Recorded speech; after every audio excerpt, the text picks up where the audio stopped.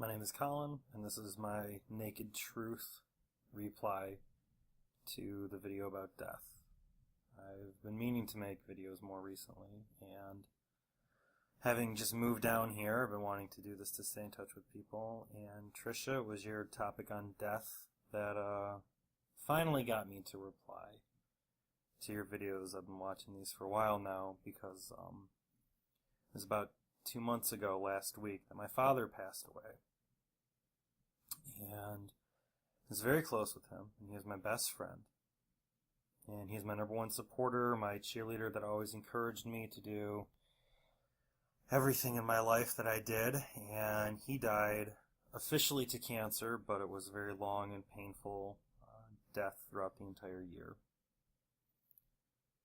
I'm a pastor. I have my own church here in Key West, Florida, that I was just appointed to a few months ago. That's why I moved here. And most people would think that having a strong sense of faith and having a life dedicated in service of God would make death easy to deal with, but I don't have advice on how to deal with death at this point. This is new to me. As a kid, I was always at funerals. I was an altar boy in the church. And so other people dying was very easy to deal with. However, having my dad pass away, even when it was expected, even when I did brace myself all year long for it, it's still probably the hardest thing that I've gone through.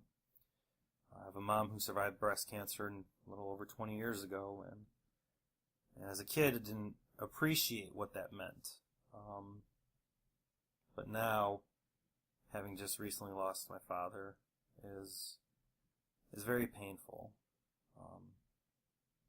The most advice that anybody's given me on how to deal with it and how to go through with it is to just deal with your emotions as they come.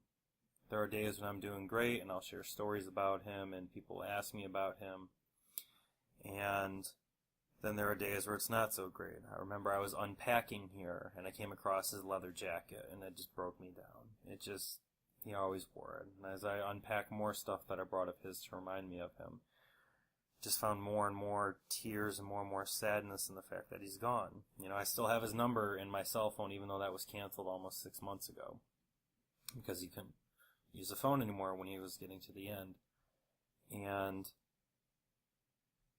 you know, a lot of people still tell me I'm still in the stages of grieving. And there are still those moments where I'm just so heartbroken, I just find myself very paralyzed throughout the day of trying to deal with it.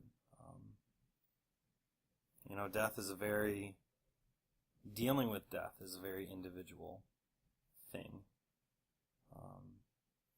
No one can tell you what's right, no one can tell you what's wrong, and how you deal with your emotions, short of hurting yourself or somebody else, obviously, but yeah, it's very painful.